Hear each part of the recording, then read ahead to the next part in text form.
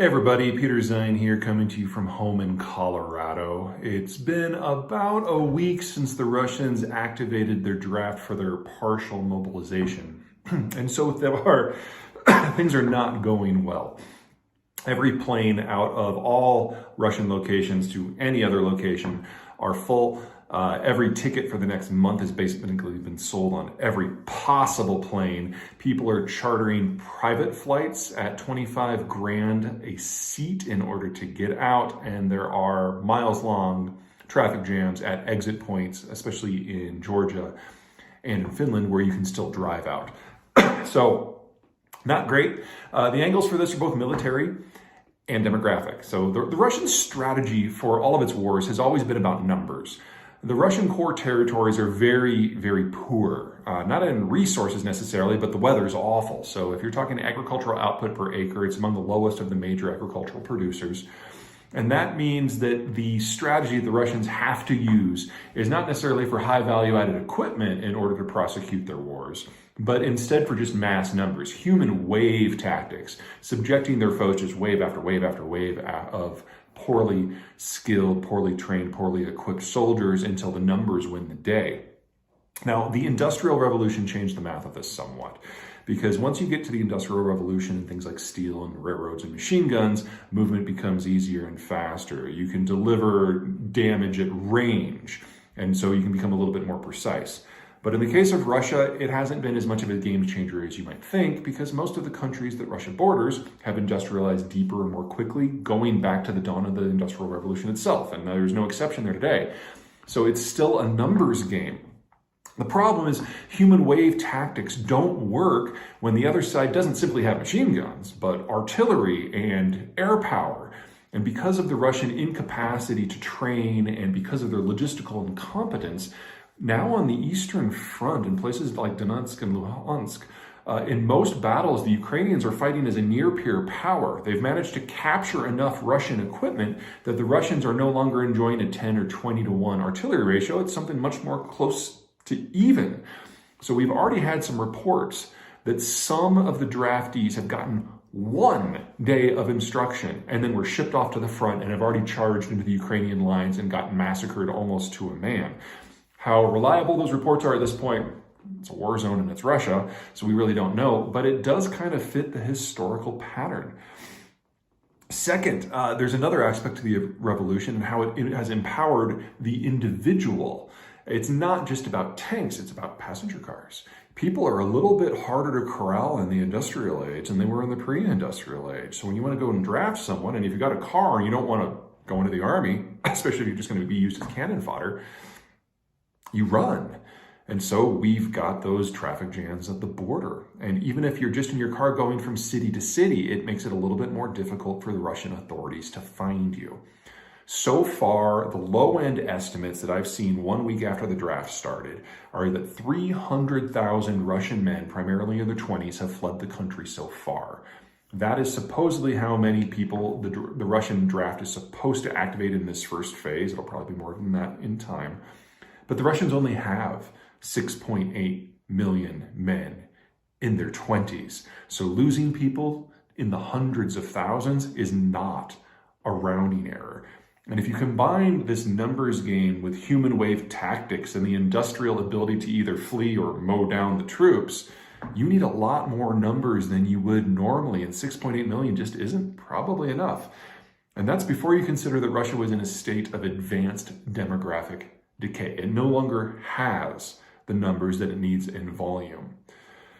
The bottom line of all of this, still Russia's war to lose. They've may not have the numbers they've had relative to their foes in the past, but they still have more than enough. But if they continue to underperform, not only are they looking to lose this war, but this will absolutely be the last conventional war they fight because they simply don't have a replacement generation being built. And the age group that would normally be doing the building is running right now. Okay, that's it for me. Until next time. Hey everybody, Peter Zeihan here coming to you from Colorado. Today I wanted to talk about a little bit of the mechanics of the Ukraine war, specifically some of the weapon systems that are in play. Now, we've all seen the stories about the Ukrainians and the Russians using drones to identify and target assets on the other side. But the new news is that the Russians are having so much of a problem with their own drones and so much difficulty replacing the ones they've lost that they have turned to a most unexpected source for materials. Not going onto the international market in the traditional sense, not going to the Chinese, going to the Iranians, who are not exactly what I would consider a modern industrial power. Specifically, the Russians have purchased what looks to be a few dozen of the, let's see if I can get these pronunciations right, Mohajer model and the Shahed model. Both of them are capable of carrying multiple 40 to 80 pound air-to-ground munitions. The Mohajer has a range of about 120 miles. In theory, the Shahed can go significantly further, perhaps more than 1,000, but both of them require ground control capability. And since the Iranians don't have a single satellite, we really don't know what their maximum range might actually be because they've never demonstrated anything except for relatively short range capability. More importantly, both of these new drones, new to the Russians, require runways for takeoff and landing, so they can't be used in an advanced position. They're more to be used as kind of a replacement for fighter bombers in places where you know there's going to be a target-rich environment, which is not the sort of environment the Russians have really been dealing with, and certainly not the kind that the Ukrainians have been dealing with, because then they would need the runways. Anyway, some folks are a little bit nervous about anything that puts Iran and Russia into the same sentence, but I'm really not. Iran is not an industrial power. They have manufactured less than 300 of these things for their own, and even if all 300 were suddenly to be thrown into the Ukraine war, the restrictions on where they can operate and what they can do means that they're probably not going to be having a big impact on any particular battlefield, even if they work well. And some of the reports that we've gotten out so far suggest that they're absolutely not working all that well. If anything, I see this as an extremely enlightening sign of just how much trouble the Russians are in with their industrial and technical collapses. It's clear from the sort of equipment that the Russians are bringing in that they can't replace anything at scale. And so they're dusting off tanks that were built in the 60s and haven't been modernized since the late 70s to be their new mainline tanks.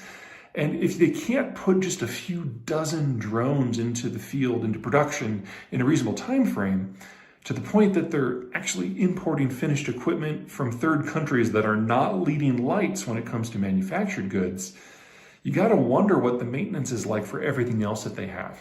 So, for example, think artillery. This is how the Russians have been fighting the war to this point. They're using over 40,000 shells a day. And most barrels, once they fire 1,000 to 2,000 shells, that's it. They're done. You have to take them out of commission and replace them.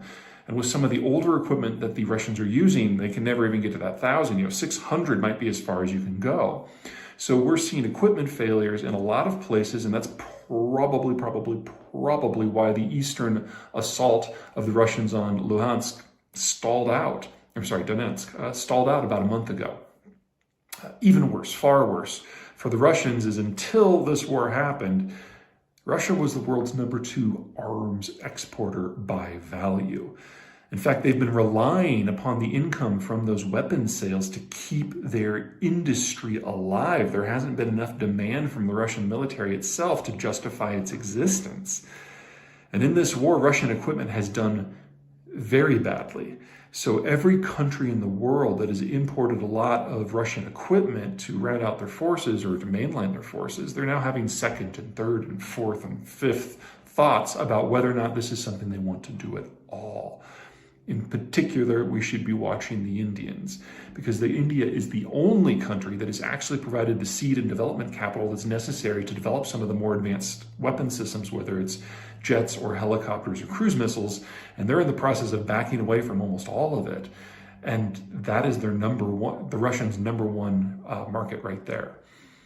About the only thing about this weapon sales from Iran to Russia that I see that I'm a little bit concerned about is that ground connection thing. Now, Iranians have to have basically a line of sight, so there has to be a ground station that can communicate with the drone. In the United States, we use satellites. The Iranians don't have a satellite, but the Russians do. So the Iranians here are probably going to get a lot of great technical data on what it means when you can integrate one of their hardware systems with someone else's communications network, and down the road, that is likely to provide a bit of a boost to the Iranian weapons industry. That's not a problem for today, that's a problem for later. But if you're going to worry about some aspect of that, that's probably what you'd be concerned about. Okay, that's it for me. Until next time. Everyone, quick addendum. We were just about to load up the report on Iranian drones going to Russia. Everything on that stands, but the new news just now is that the Russians are also getting artillery supplies from North Korea, of all places. Now, everything we said about the Iranian drone program and what it means for Russia and the war effort, that stands.